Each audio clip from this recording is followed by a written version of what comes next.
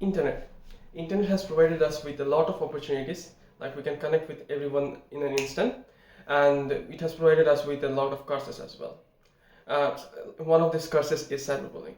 Cyberbullying is such a significant effect issue that cyberbullying is affecting around 40% of young people like you uh, nowadays.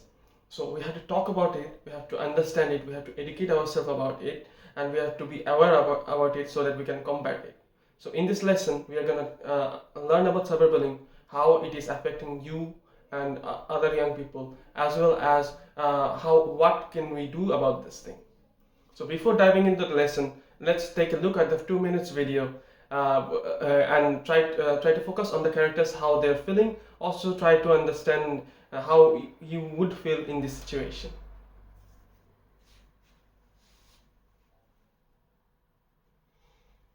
Okay. Can anyone tell me how did the victim feel in this situation as the situation unfolded? Yeah, Rafiq? Yeah, excellent answer. Yeah, the victim felt sad. Yeah, Sam? The victim felt angry. Excellent answer. Rick? Yeah, the victim felt like she has no friend anymore. Yeah, it's a great response. Every response is great, and even if I was in the situation, I would feel like I was angry, I was sad, I was anxious. No one is my friend anymore. This is what cyberbullying makes you feel. And let's learn about what cyberbullying is. Cyberbullying is using technology like internet, mobile phone, to harm someone, to threaten someone, to harass someone, to embarrass someone, or to impersonate someone. So cyberbullying has long-term and both short-term implications. In the short term, you will feel angry, sad, alone, threatened. In the long run, you might distance yourself from the family. You might give up on the society. You might feel depressed, and you actually might think of harming yourself. As a society, as a community, it affects a lot of us, and if it's affecting uh, in the society as a whole. Uh, Most of the indigenous people feel like that the society is and everything in it, and the community, everything in it is interconnected.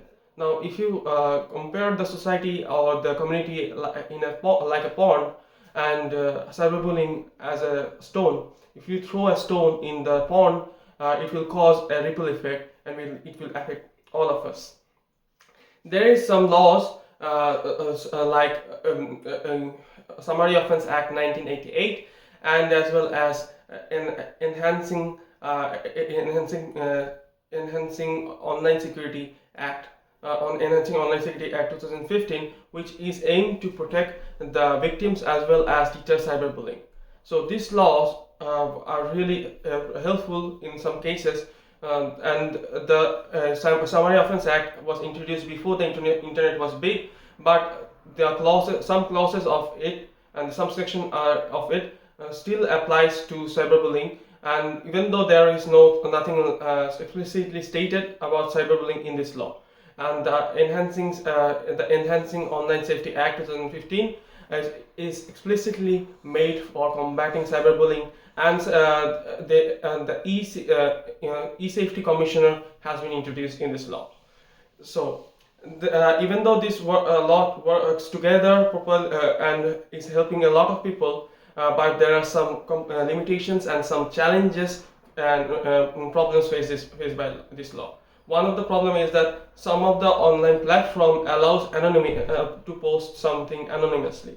So even though this protects someone's privacy, someone's own individuality, it provides a shield for the cyberbullies so that they can post rude things about others and get away with it. Again, we have to consider the balance of protecting the right of freedom of speech as well as someone's intention to harm anyone with rude comments. So it's a really complex issue, as well as different country has different kinds of law. Like internet, cyberbullying is global. One can bully you from another part of the globe, and the rule over there, the law over there is completely might be completely different from here. So due to cross jurisdiction, it becomes more complex. And as well again, you can change the law, you cannot change the person, you cannot change the intention. Even you can introduce a stricter law, but you cannot prevent someone from behaving rudely in the internet. All we can do is to educate people and prepare themselves in a way they can surf safely in the internet, and make people understand what a digital adequacy is. So we have to we have to do a scenario analysis. Let's do a scenario analysis together. I'm gonna explain the scenario to you guys. Let's talk about that. So Mia and Sarah are two friends. They had a quarrel with each other, and after this quarrel, Sarah decided to spread some rumor that she is using the school Instagram page to say that Mia is telling lies, he stole something, and some of her friends are joining in, making rude comments and making things a bit harsh for everyone. Now, can you tell me what kind of cyberbullying is that? Yeah, John. Yeah, it's spreading rumor. Yeah. And can you tell me that is it covered by the Summary Offense Act? Yeah, probably it can be covered by that, because you don't know the extension of harm it is intending. Because if it's causing a harsh, it's really harmful, it will be covered by that law. But if it's not that harmful, it's not covered by that law. Sam, can you tell me, is it covered by the Enhancing Online Safety Act? Yeah, yeah, it's covered. Yeah, you're correct, because it clearly has the intention to cause harm, but you don't know how much it is causing harm. So, what would you do in this situation? Yeah, Priti. Yeah, you can take screenshots. You can talk to your parents about it. Yeah, you can talk to a trusted elder. Even though it's not illegal, you can talk with the school council so that they can take action. And you can also report it in the website so that they can ban that post. Yeah.